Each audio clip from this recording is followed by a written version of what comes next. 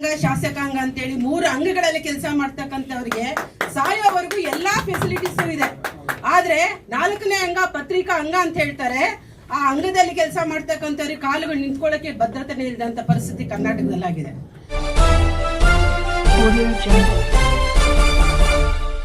ಸ್ನೇಹಿತರೆ, ನಾನು 2018ರಿಂದ 23ವರೆಗೂ pension ಕಮಿಟಿಲಿ member ಆಗಿದ್ದೆ. ಆ ಸಂದರ್ಭದಲ್ಲಿ ತುಂಬಾ ಕಡಿಮೆ ಪೆನ್ಷನ್ ಕೊಡ್ತಾ ಇದ್ರು.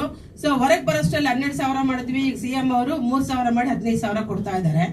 ಒಂದು ಅವ್ರು ಹಾಕಿರ್ತಕ್ಕಂಥ ರೂಲ್ಸ್ ಗಳು ನೋಡಿದ್ರೆ ದಯವಿಟ್ಟು ನಿಮ್ಗೆ ಇದನ್ನೆಲ್ಲ ನೀವು ಹೋಗ್ತಾ ತಗೊಂಡೋಗಿ 20 ರೂಲ್ಸ್ ಗಳನ್ನ ಹಾಕಿದ್ದಾರೆ.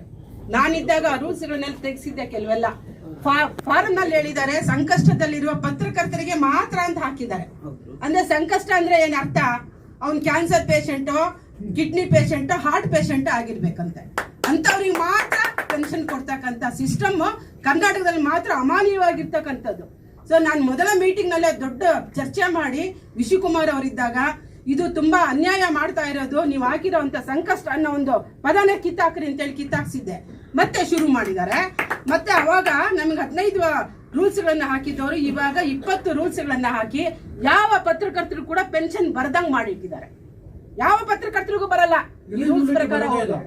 ಸೊ ಹಾಗಾಗಿ ಇವತ್ತಿನ ದಿವಸ ಸ್ನೇಹಿತರೆ ನಾನು ಹೇಳ್ತಾ ಇದ್ದೀನಿ, ಸ್ಮಾಲ್ ಅಂಡ್ ಮಧ್ಯಮ ಪತ್ರಕರ್ತರು ಏನಿದ್ದಾರೆ ನಾವೆಲ್ಲರೂ ಕೂಡ ಸೇರಿ ಇದ್ರ ವಿರುದ್ಧ ಹೋರಾಟ ಮಾಡ್ಲಿಲ್ಲ ಅಂತ ಹೇಳಿದ್ರೆ ಯಾವ ಪತ್ರಕರ್ತರು, ಈಗ ನೀವೆಲ್ಲರೂ ಕೂಡ ತುಂಬಾ ಜನ ವಯಸ್ಸಾದವ್ರು ಇದ್ದೀರಿ, ಮುಂದೆ ವಯಸ್ಸಾಗಿ ಹೋಗ್ತಕ್ಕಂಥವ್ರು ಇದ್ದೀರಿ. ಸ್ಮಾಲ್ ಅಂಡ್ ಮೀಡಿಯಾ ಪೇಪರ್ ಅಂದ್ರೆ ಏನಂತ ಅನ್ಕೊಂಡವ್ರು ಇವತ್ತಿನ ದಿವಸ ಬಳ್ಳಾರಿನಲ್ಲಿ ಮಾಫಿಯಾ ನಡೀತಾ ಇದ್ದಾಗ, ಮೈನ್ ಮಾಫಿಯಾ ನಡೀತಾ ಇದ್ದಾಗ ನನಗೊಬ್ಬ ಮಿನಿಸ್ಟರ್ ಫೋನ್ ಮಾಡಿ ಕೇಳಿದ್ರು. ನಾನು ಅವಾಗ ಡಿಸ್ಟ್ರಿಕ್ಟ್ ಕರೆಸ್ಪಾಂಡೆಂಟ್ ಆಗಿ ಬಳ್ಳಾರಿಲಿ 2 ವರ್ಷ ಕೆಲಸ ಮಾಡಿದೆ. ಏನಮ್ಮ ಈ ತರ ನನ್ಗೊಂದು ಇನ್ಫಾರ್ಮೇಶನ್ ಬೇಕು, ಬಳ್ಳಾರಿನಲ್ಲಿ ಎಲ್ಲೆಲ್ಲಿ ಮಾಫಿಯಾ ನಡೀತಾ ಇದೆ ಅಂತ.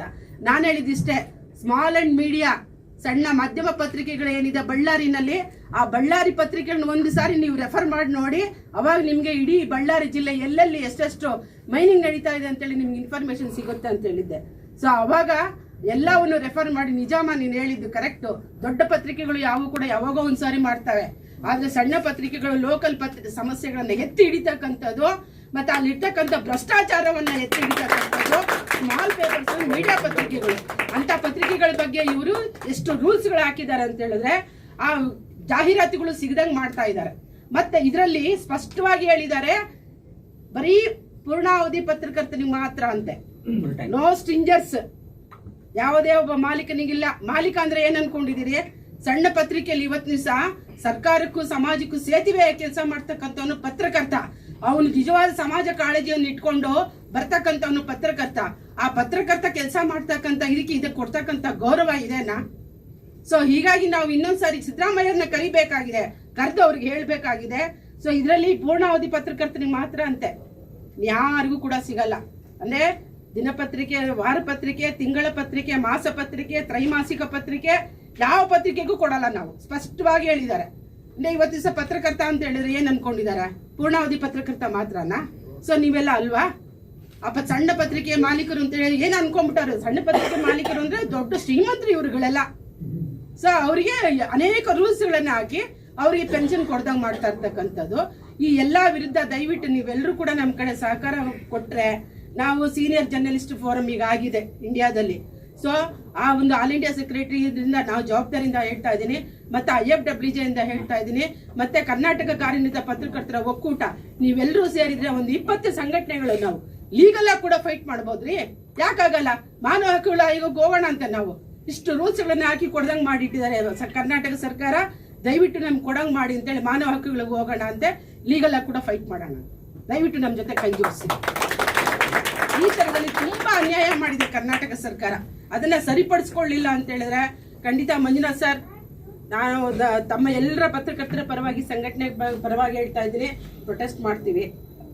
ಆಮೇಲೆ ಕೋರ್ಟ್ಗಳು ಕೂಡ ಹೋಗ್ತೀವಿ, ನಮಗೆ ನ್ಯಾಯ ಸಿಗೋವರೆಗೂ ಬಿಡಲ್ಲ. ಸೊ ಹಾಗಾಗಿ ಆ ವಿಷಯವನ್ನ ದಯವಿಟ್ಟು ನಿಂಬಾಳ್ಕರ್ ಅವರಿಗೆ ತಿಳಿಸಿ. ಅದನ್ನ ನಮ್ಮ ಮೂಲಕ ನಾವು ನಿಮ್ಗೆ ರಿಕ್ವೆಸ್ಟ್ ಮಾಡ್ಕೊಳ್ತಾ ಇದೀವಿ. ಈ ಕಠಿಣ ರೂಲ್ಸ್ ಗಳನ್ನ ತೆಗೆದುಹಾಕಿ. ಕಳೆದ ಮೇ 2025 ಮೇ 11ನೇ ತಾರೀಕು 8 ಸ್ಟೇಟ್ನವರು ಬೆಂಗಳೂರಿನಲ್ಲಿ ಪ್ರೆಸ್ ಕ್ಲಬ್ ನಲ್ಲಿ ಒಂದು ಸೆಮಿನಾರ್ ಮಾಡಿದ್ವಿ. ಆ ಸೆಮಿನಾರ್ ಅಲ್ಲಿ ಹೋಗಿ ನಾವು ನಿಂಬಾಳ್ಕರ್ ಕರೆದ್ರೆ, ಸರ್ ದಯವಿಟ್ಟು ಬನ್ನಿ, 8 ಸ್ಟೇಟ್ನವ್ರು ಸೇರ್ತಾ ಇದ್ದಾರೆ, ಅವ್ರ ಪ್ರಾಬ್ಲಮ್ಸ್ ಏನಂತ ಚರ್ಚೆ ಮಾಡ್ತಾ ಇದ್ದಾರೆ ಅಂದ್ರೆ, ನೋ ನೋ ನೋ ನಾನ್ ಬರಲ್ಲಮ್ಮ, ಏನಿದು ನಾನು ಈ CM ಹಿಂದೆ ಮುಂದೆ ಇರೋನು, ನಾನು ಬೇರೆ ಸಂಘಟನೆಗಳಿಗೆ ಬರಲ್ಲ ಅಂತ ಸ್ಪಷ್ಟವಾಗಿ ಹೇಳಿದ್ರು. ಸೊ ಅವ್ರ ಅಸಿಸ್ಟೆಂಟ್ಗಳನ್ನ ಕಳಿಸ್ಕೊಡ್ತಾರೆ. ಅವರೆಲ್ಲ ಬರಬೇಕು, ಡೈರೆಕ್ಟರ್ಗಳು ಬಂದು ನಮ್ಮ ಆಶಯವನ್ನೆಲ್ಲ ನಮ್ಮ ಕಷ್ಟ ಸುಖಗಳನ್ನೆಲ್ಲ ಆಲಿಸ್ಬೇಕಲ್ವಾ. ಸೊ ಅವ್ರು ಬರೋದಿಲ್ಲ, ಅವ್ರ ಅಸಿಸ್ಟೆಂಟ್ಗಳನ್ನ ಕಳಿಸ್ಕೊಡ್ತಾರೆ. ಪಾಪ ಅವ್ರೇನ್ ಬರ್ತಾರೆ, ಬಂದು ಒಂದು ರಿಪೋರ್ಟ್ ಕೊಡ್ತಾರೆ ಅಷ್ಟೇ, ಅವ್ರ ಕೈಯಲ್ಲಾಗೋದು. ಬೇರೆ ಅವ್ರ ಕೈಲಿ ಇನ್ನೇನೋ ಆಗಲ್ಲ. ಅದನ್ನ ಮಾಡ್ತಕ್ಕಂತಾರೆ ಅವರು ವಾರ್ತಾ ಇಲಾಖೆ ಡೈರೆಕ್ಟರ್ ಮಾಡ್ಬೇಕಲ್ವಾ. ಸೊ ಜವಾಬ್ದಾರಿ ಇರ್ತಕ್ಕಂಥ ವಾರ್ತಾ ಇಲಾಖೆ ಡೈರೆಕ್ಟರ್ಗಳು ನಮಗೆ ಬೇಕಾಗಿದ್ದಾರೆ. ಆ ನಿಟ್ಟಿನಲ್ಲಿ ನಾವು ಕೂಡ ಹೋರಾಟವನ್ನ ಮಾಡಬೇಕಾಗಿದೆ, ಆ ನಿಟ್ಟಿನಲ್ಲಿ ಆಲೋಚನೆಗಳನ್ನ ಮಾಡಬೇಕಾಗಿದೆ. ಸೊ ದಯವಿಟ್ಟು ಮಂಜುನಾಥ್ ಅವರು ಈ ವಿಷಯವನ್ನೆಲ್ಲ ನಾನೇ ಹೇಳಿದಂತೆ ನಿಂಬಾಳ್ಕರ್ಗೆ ಹೇಳಿ ಅದನ್ನ ರಿಪೋರ್ಟ್ ಕೊಡಿ ದಯವಿಟ್ಟು. ಬಹಳ ಕಠಿಣವಾದ ರೂಲ್ಸ್ಗಳಿದೆ. ಆಮೇಲೆ ಬಜೆಟ್ ನಲ್ಲಿ, ಕರ್ನಾಟಕದ ಬಜೆಟ್ ನಲ್ಲಿ ಪ್ರತಿ ವರ್ಷದಲ್ಲಿ ಕನಿಷ್ಠ 100 ಕೋಟಿ ಪತ್ರಕರ್ತರಿಗೆ ಎತ್ತಿಡ್ಬೇಕು ಅಂತ ನಾವು ಈಗಿಂದಾನೇ ನಾವು ಅದನ್ನ ಹೋರಾಟವನ್ನ ಮಾಡಬೇಕು. ಅದು ಯಾವಾಗ ನವೆಂಬರ್ ಡಿಸೆಂಬರ್ ತಿಂಗಳಲ್ಲಿ ಏನು ಒಂದು ಆಯೋಗ ರಚನೆ ಆಗುತ್ತೆ ಬಜೆಟ್ದು, ಅವಾಗ ನಾವೆಲ್ಲರೂ ಕೂಡ ಹೋಗ್ಕೊಟ್ರೆ ಖಂಡಿತ ಅವರು ನಾವು 100 ಕೋಟಿ ಕೇಳಿದ್ರೆ ಕನಿಷ್ಠ ಒಂದು 25 ಕೋಟಿ ಆದ್ರೆ ಪತ್ರಕರ್ತರಿಗೆ ತೆಗೆದಿರ್ತಾರೆ.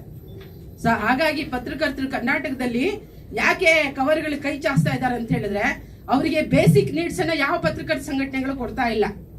ಮನೆ ಇಲ್ಲ, ಮಕ್ಕಳು ಓದೋದಕ್ಕೆ ಹೆಲ್ಪ್ ಇಲ್ಲ, ಮತ್ತೆ ಅದೇ ರೀತಿಯಲ್ಲಿ ಅವರಿಗೆ ಆರೋಗ್ಯದ ಇದು ಇಲ್ಲ. ಆರೋಗ್ಯದ ರೂಲ್ಸ್ ಅಲ್ಲೂ ಕೂಡ ವಾರ್ತಾ ಇಲಾಖೆಯಲ್ಲಿ 24 ರೂಲ್ಸ್ ಹಾಕಿಟ್ಟಿದ್ದಾರೆ. ಅದ್ರ ಪ್ರಕಾರ ಹೋದ್ರೆ ಯಾರಿಗೂ ಏನು ಸಿಗಲ್ಲ.